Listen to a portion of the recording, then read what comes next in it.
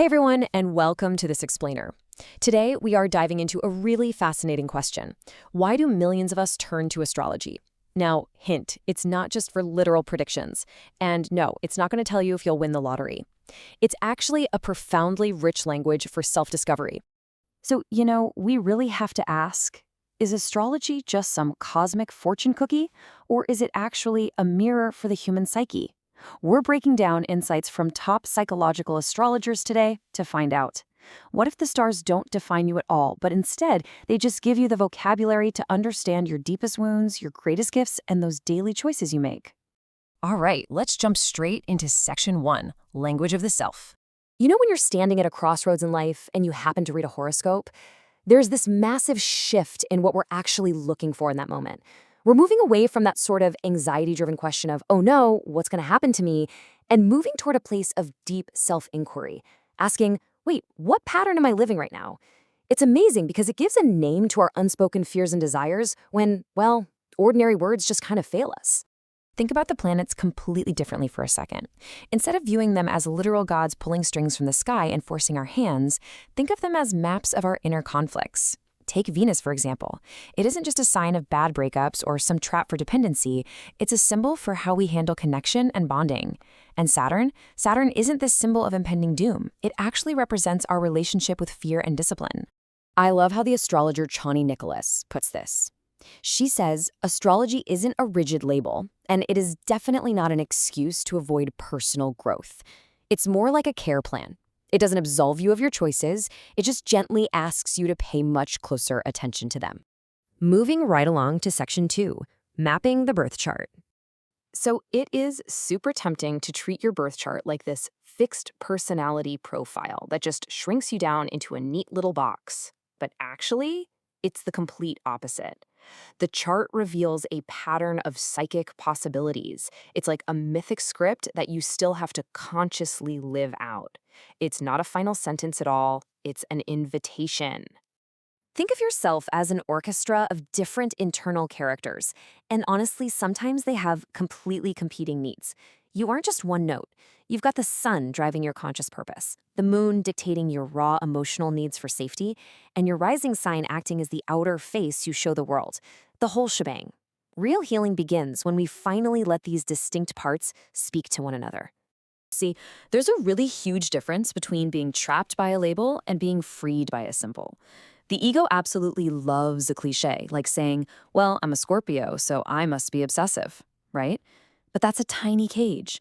If you look at it from the psyche's perspective, it becomes a tool to recognize that your deepest wounds are actually intertwined with your greatest gifts. And that realization right there is what expands your personal freedom. Ultimately, the chart doesn't finish your story. It just gives your soul a rich vocabulary so you can become a better host to your own inner parliament. As Rob Brezsny so beautifully notes, it's not a police report, it's a dream atlas. It's filled with wild possibilities, just waiting for you to navigate them. And that perfectly leads us to Section 3, Navigating Cosmic Weather.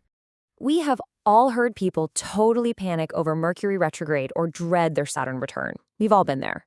But instead of fearing these as some sort of cosmic punishment, what if we viewed them as weather reports? They are just periods asking us to revise, repair, or mature.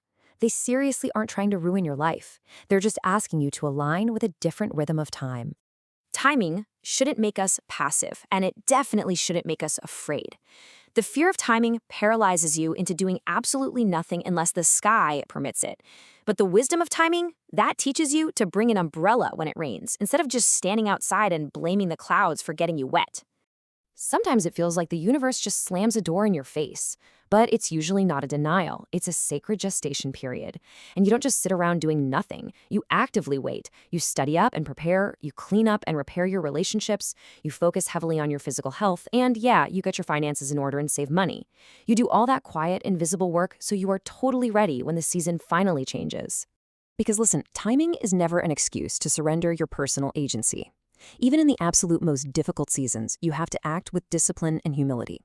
Like Kazuko Hosoki says, do not ask the stars to do what your character must do. The stars might light up the road, but your feet still have to do the walking. Which brings us to Section 4, Healing the Shadow. So why do we keep choosing the exact same painful relationships or sabotaging our own success? It's wild, right? We repeat these loops because the unconscious psyche insists on expressing what hasn't been understood yet. It returns to these old survival strategies that kept us safe way back when, but they just don't serve us anymore. That frustrating pattern is literally just your soul tapping you on the shoulder saying, hey, look again. And this is where the concept of the shadow comes in. Now, the shadow is not some scary monster hiding under your bed. It's simply a neglected part of ourselves that is desperately asking to be seen. It's that anger we constantly deny, the desires we judge ourselves for, or that hidden dependency we try to cover up behind a mask of total control. So we really can't go around blaming the planets when we act out. Instead, we have to integrate these energies. We build a highly conscious relationship with them. We invite Mars to protect us, rather than aggressively attacking other people. We invite Venus to love authentically, rather than begging for approval. We use Saturn to strengthen us, not shame us, and Pluto to transform, not dominate. This is how you actually negotiate with your shadow. True healing happens when we finally stop fighting our own nature. I mean, fighting who you are is just exhausting. Healing isn't about becoming someone else entirely. It's the liberation of your true nature from its worst disguises. You do that by taking full responsibility for your most intense, sensitive parts, and just becoming more skillful with who you already are. And finally, we arrive at Section 5, Freedom and Responsibility. Here is the ultimate danger we have to talk about: using astrology to avoid the anxiety of making a choice. Absolutely no birth chart should ever override your lived reality or your common sense. When we just blindly surrender our judgment to the sky, we kind of lose our dignity. True self-knowledge observes the pattern, says, I see what's happening here, and then boldly takes the wheel. Because the living, breathing astrology doesn't demand mindless obedience. It demands imagination and, more than anything, accountability. As Brezsny beautifully puts it, the stars may sing, but you must dance. It's an open invitation to step into your life with a bit more wildness, for sure, but also a lot more responsibility. We've seen how this profound symbolic language acts as a map for the human psyche.